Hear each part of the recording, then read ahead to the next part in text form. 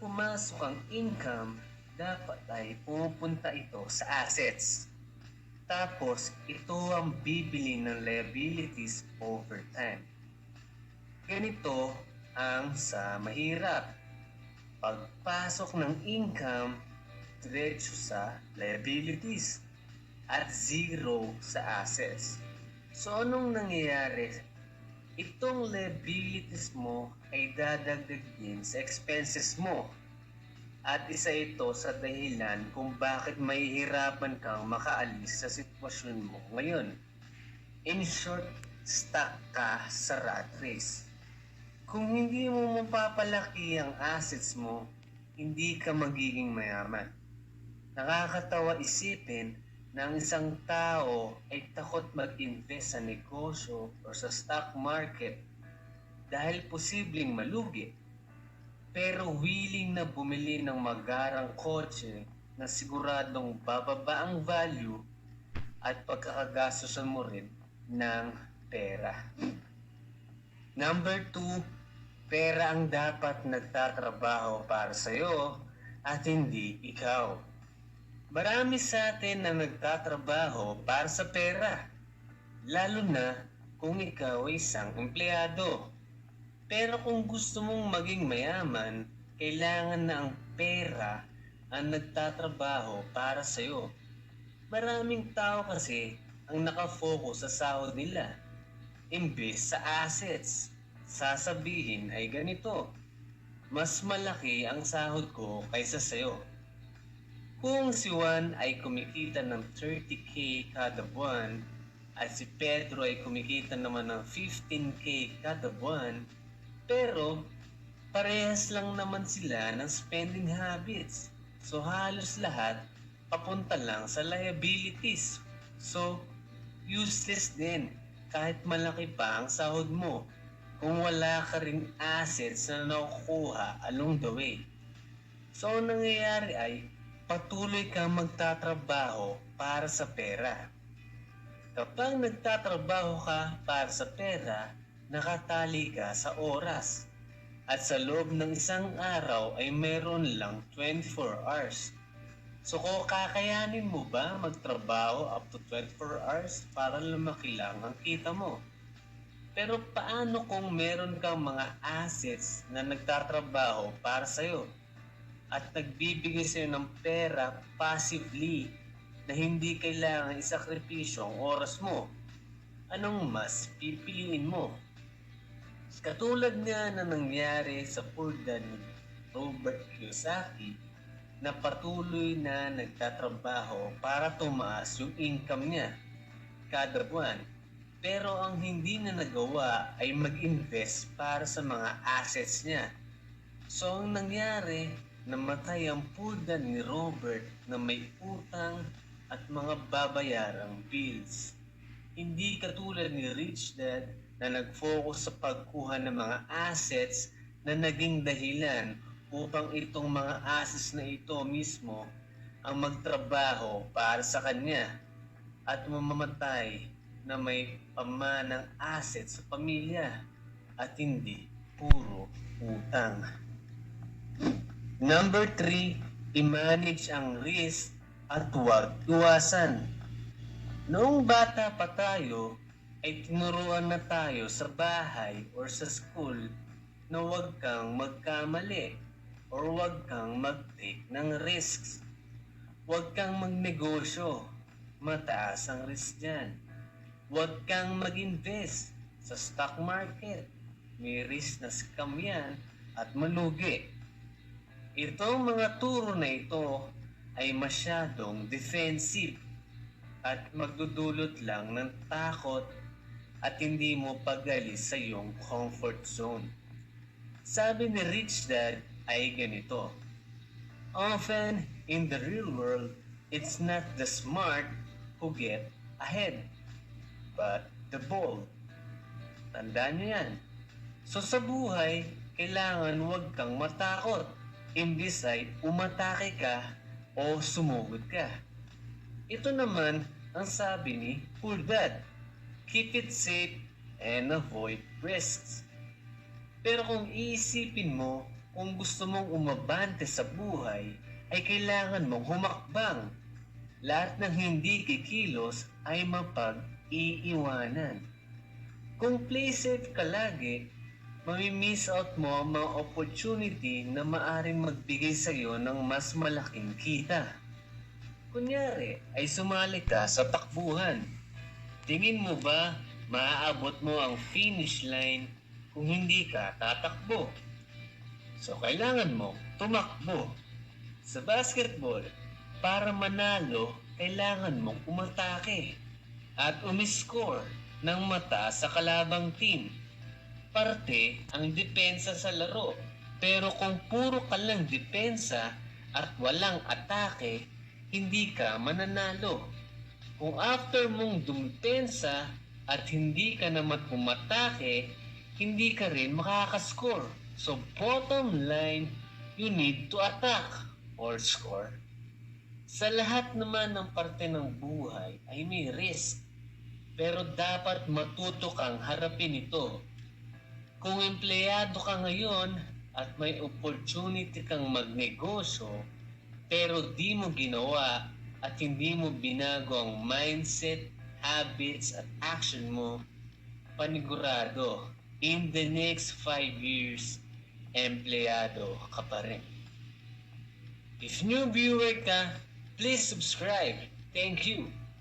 Financial intelligence ng kanyang Rich Dad at Poor Dad. Napakaraming matututunan sa libro na ito, especially kung nagbabala kayong mag-business or naghahangad magkaroon ng financial literacy. Kaya I suggest na basahin nyo ng buo ang libro na ito. Pero kung interested pa kayo sa topic na ito, please comment part 2 para ma-cover natin ang iba pang parte ng libro. Okay, let's go! Number 1, bumili ng assets at hindi liabilities.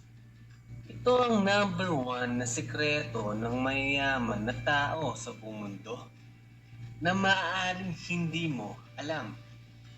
Teka, in simple terms, ano ba ang assets at liabilities? Ang assets ay ang mga bagay na nagbibigay sa iyo ng pera.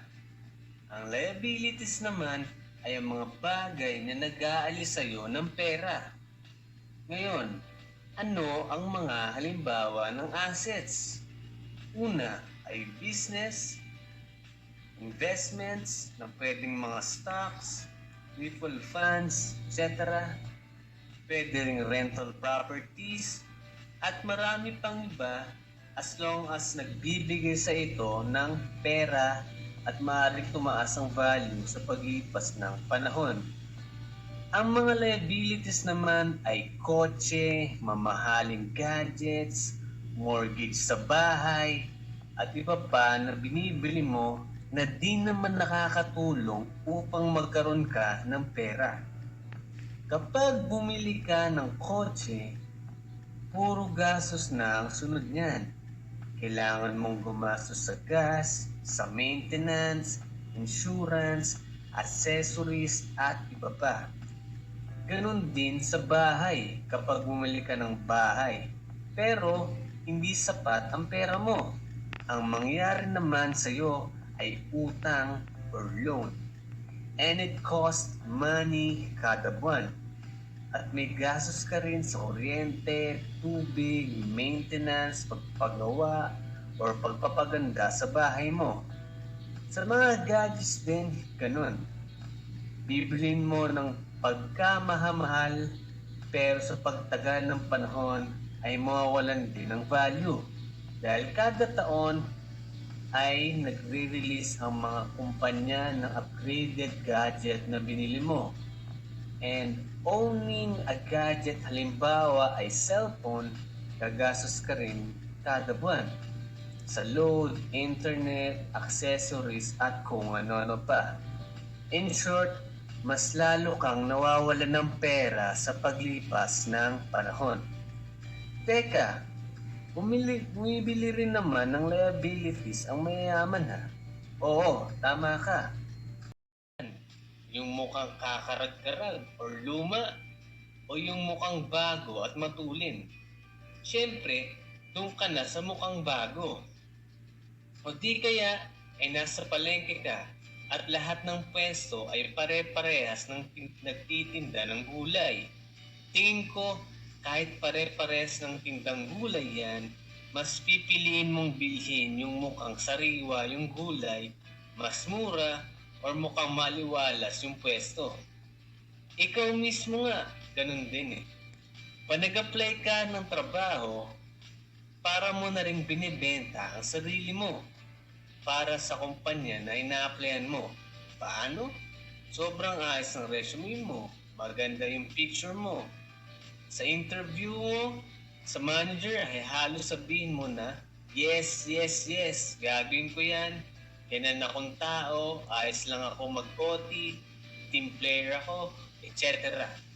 Sa kumpanyang in-applyan mo, ganun din.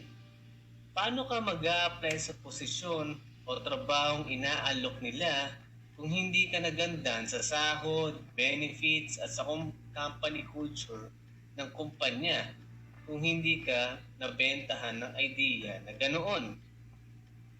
May parte nga sa libro na ito na may nagtanong kay Robert Kiyosaki na isang babae na may master's degrees English literature at nagtanong kung paano raw siya magiging bestseller author. Ang sagot ni Robert ay ganito: mag-enroll raw siya sa sales training course at may dahilan raw kung bakit merong best-selling author at bakit walang best writing author. In short, matuto kang magbenta, hindi lang ng mga produkto, kundi pati na rin ang skills mo. Walang benta equals walang pera. Number 5, magtrabaho para matuto, hindi para kumita lang. Dahil na nga rin sa hirap ng buhay, mas maraming tao ang pinipili na kunin ng trabaho na mas kikita sila ng mas malaki. Pero sabi nga sa libro na ito, ay piliin mo ang trabaho na magbibigay sa iyo ng skills na pwede mong magamit sa hinaharap, either sa susunod mo magiging trabaho or sa pag-negosyo mo. Aanhin mo ang malaking sahod kung wala ka namang skills na nakukuha sa trabaho mo. Bukod sa pagkipagchismisan, pagka-copy-paste lang, or mga skills na wala naman talagang maitutulong sa iyo sa hinaharap. Kagaya na nangyari kay Robert Kiyosaki na from pagiging isang marine officer ay umalis siya sa work niya at naging salesman ng Xerox Company. So dito, natutunan niya yung skills na selling, marketing, networking, at kung ano-ano pa na nagamit niya sa pagtatayo ng isang negosyo. So, bottom line, if ever magtatrabaho ka, siguraduhin mong may matututunan kang skills na pwede mong gamitin at magiging dahilan upang tumaas pa ang kita mo. Imagine ngayong araw, mawawalan ka ng trabaho. Tingin mo ba ang skills mo na pagkipagchismisan ay magagamit mo sa iyong next job o sa iyong gagawing negosyo? In summary, ito ang 5 aral sa Rich Dad, Poor Dad. Number 1, kumuha ng assets at hindi liabilities. Number 2, perang dapat nagtatrabaho para sa iyo at hindi ikaw. Number 3, i-manage ang risk at huwag iwasan. Number 4, matutong magbenta. Number 5, magtrabaho para matuto, hindi para kumita lang.